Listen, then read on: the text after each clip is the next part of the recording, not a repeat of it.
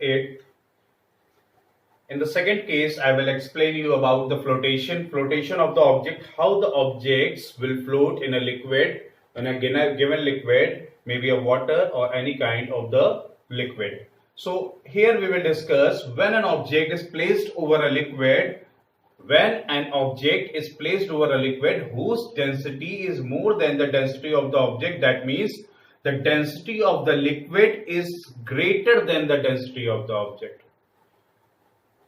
The object which is to be placed or dropped in a particular liquid, that density should be greater than the density of the object. Okay, that is the second case I am explaining you. That is a flotation. Density of the object should be lesser than the density of the liquid.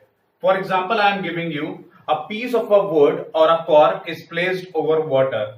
We have placed a piece of a wood, lakdi ka tukda, or a cork is placed over water. It will float. Why it will float? Because the density of the wood is given to you. I'm giving you the example. The density of the wood is 880, which is lesser than the density of the water. Okay, so density of the wood we have written 880 and the density of the water is 1000. So that's why 880 is lesser than the density of the water, that is 1000 kg per meter cube. So this object will float. So for the case of the flotation, the density of the object should be lesser. I am repeating again and again. Another example I want to give you why the ice will float in a liquid. Why the ice floats in a liquid or a water? Because in a water, a density of the ice is 920 kg per meter cube. Density of the water is 1000 kg per meter cube.